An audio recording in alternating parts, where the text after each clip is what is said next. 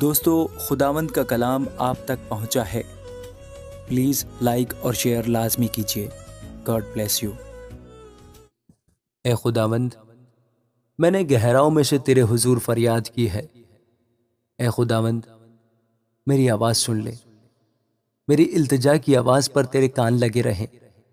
اے خداوند، اگر تو بدکاری کو حساب میں لائے تو اے خداوند کون قائم رہ سکے گا؟ پر مغفرت تیرے ہاتھ میں ہے تاکہ لوگ تجھ سے ڈریں۔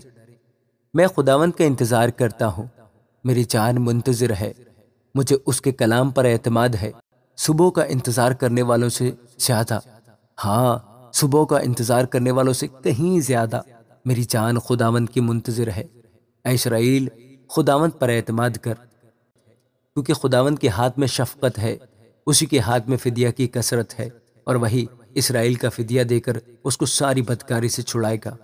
اے خداوند، میرا دل مغرور نہیں اور میں بلند نظر نہیں ہوں، نہ مجھے بڑے بڑے معاملوں سے کوئی سروکار ہے، نہ ان باتوں سے جو میری سمجھ سے باہر ہیں۔ یقیناً میں نے اپنے دل کو تسکین دے کر مطمئن کر دیا ہے۔ میرا دل مجھ میں دودھ چھڑائے ہوئے بچے کی مانند ہے، ہاں، جیسے دودھ چھڑایا ہوا بچہ ماں کی گود میں۔ اے اسرائیل، اب سے ابد تک خداوند پر اعتماد کر۔ اے خداوند، داؤد کی خاطر اس کی سب مصیبتوں کو یاد فرما کہ اس نے کس طرح خداوند سے قسم کھائی اور یعقوب کے قادر کے حضور منت مانی کہ یقیناً میں نہ اپنے گھر میں داخل ہوں گا، نہ اپنے پلنگ پر جاؤں گا، اور نہ اپنی آنکھوں میں نیند، نہ اپنی پلکوں میں جھپکی آنے دوں گا، جب تک خداوند کے لیے کوئی جگہ اور یعقوب کے قادر کے لیے مسکن نہ ہو۔ دیکھو، میں نے اس کی خبر افراطہ میں سنی، ہمیں یہ جنگل کے میدان میں ملی۔ ہم اس کے مسکنوں میں داخل ہوں گے، ہم اس کے پاؤں کی چوکی کے سامنے سجدہ کریں گے۔ اٹھ اے خداوند، اپنی آرام گاہ میں داخل ہو، تو اور تیری قدرت کا صندوق تیرے کاہن صداقت سے ملبس ہوں اور تیرے مقدس خوشی کے نعرے مارے۔ اپنے بندہ داؤد کی خاطر اپنے ممسوح کی دعا کو نامنظور نہ کر۔ خداوند نے سچائی کے ساتھ داؤد سے قسم کھائی ہے، وہ اس سے پھرنے کا نہیں، کہ میں تیری اولاد میں سے کسی کو تیرے تخت پر بٹھاؤں گا۔ اگر تیرے فرزند میرے عہد اور میری شہادت پر جو میں ان کو سکھاؤں گا عمل کریں تو ان کے فرزند بھی ہمیشہ تیرے تخت پر بیٹھیں گے۔ کیونکہ خداوند نے سیون کو چنا ہے، اس نے اسے اپنے مسکن کے لیے پسند کیا ہے۔ یہ ہمیشہ کے لیے میری آرام گاہ ہے، میں یہیں رہوں گا، کیونکہ میں نے اسے پسند کیا ہے۔ میں اس کے رزق میں خوب برکت دوں گا، میں اس کے غریبوں کو روٹی سے سیر کروں گا، اس کے کاہنوں کو بھی میں نجات سے ملبس کروں گا، اور اس کے مقدس بلند آواز سے خوشی کے نعرے ماریں گے۔ وہیں میں داؤد کے لیے ایک سینگ نکالوں گا، میں نے اپنے ممسوح کے لیے چراغ تیار کیا ہے۔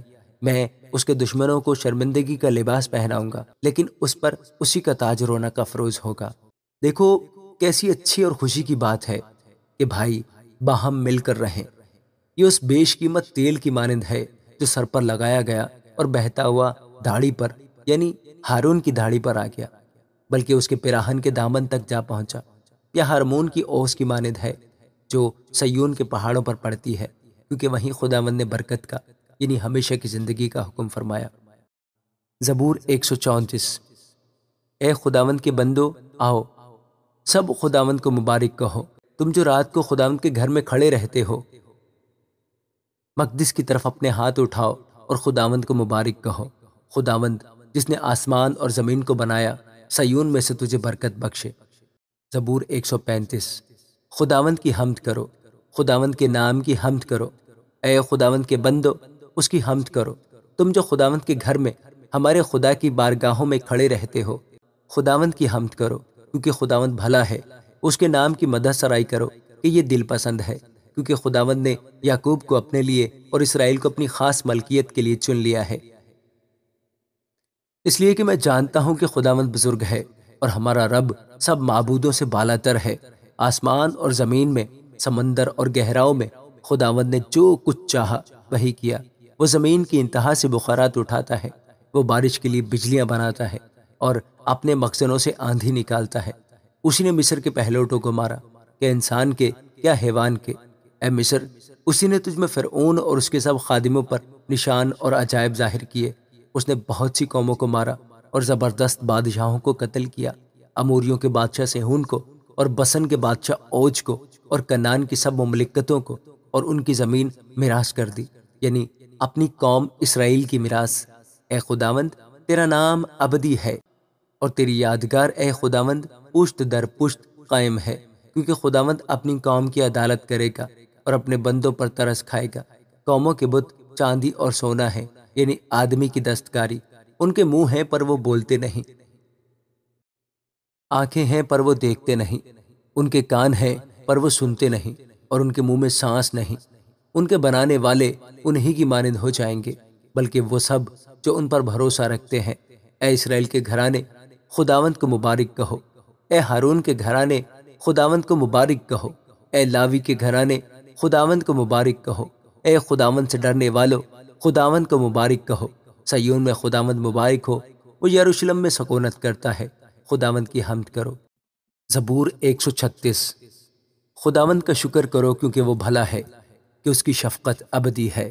الہوں کے خدا کا شکر کرو کہ اس کی شفقت ابدی ہے۔ مالکوں کے مالک کا شکر کرو کہ اس کی شفقت ابدی ہے۔ اسی کا جو اکیلا بڑے بڑے کام کرتا ہے کہ اس کی شفقت ابدی ہے۔ اسی کا جس نے دانائی سے آسمان بنایا کہ اس کی شفقت ابدی ہے۔ اسی کا جس نے زمین کو پانی پر پھیلایا کہ اس کی شفقت ابدی ہے۔ اسی کا جس نے بڑے بڑے نیر بنائے کہ اس کی شفقت ابدی ہے۔ دن کو حکومت کرنے کے لیے آفتاب کہ اس کی شفقت ابدی ہے۔ رات کو حکومت کرنے کے لیے ماہتاب، رات کو حکومت کرنے کے لیے ماہتاب اور ستارے کہ اس کی شفقت ابدی ہے۔ اسی کا جس نے مصر کے پہلوٹوں کو مارا کہ اس کی شفقت ابدی ہے، اور اسرائیل کو ان میں سے نکال لایا کہ اس کی شفقت ابدی ہے۔ قوی ہاتھ اور بلند بازو سے کہ اس کی شفقت ابدی ہے۔ اسی کا جس نے بحر کلزم کو 2 حصے کر دیا کہ اس کی شفقت ابدی ہے، اور اسرائیل کو اس میں سے پار کیا کہ اس کی شفقت ابدی ہے۔ لیکن فرعون اور اس کے لشکر کو بحر کلزم میں ڈال دیا کہ اس کی شفقت ابدی ہے۔ اسی کا جو بیابان میں اپنے لوگوں کا رہنما ہوا کہ اس کی شفقت ابدی ہے۔ اسی کا جس نے بڑے بڑے بادشاہوں کو مارا کہ اس کی شفقت ابدی ہے، اور نامور بادشاہوں کو قتل کیا کہ اس کی شفقت ابدی ہے۔ اموریوں کے بادشاہ سیہون کو کہ اس کی شفقت ابدی ہے، اور بسن کے بادشاہ اوج کو کہ اس کی شفقت ابدی ہے، اور ان کی زمین میراث کر دی کہ اس کی شفقت ابدی ہے، یعنی اپنے بندہ اسرائیل کی میراث کہ اس کی شفقت ابدی ہے، جس نے ہماری پستی میں ہم کو یاد کیا کہ اس کی شفقت ابدی ہے، اور ہمارے مخالفوں سے ہم کو چھڑایا کہ اس کی شفقت ابدی ہے، جو سب بشر کو روزی دیتا ہے کہ اس کی شفقت ابدی ہے۔ آسمان کے خدا کا شکر کرو کہ اس کی شفقت ابدی ہے۔ آمین۔ اے خداوند ہم سب پر رحم فرما، اے خداوند ہم تیرے رحم کے مشتاق ہیں، ہم سب پر اپنا فضل قائم کر۔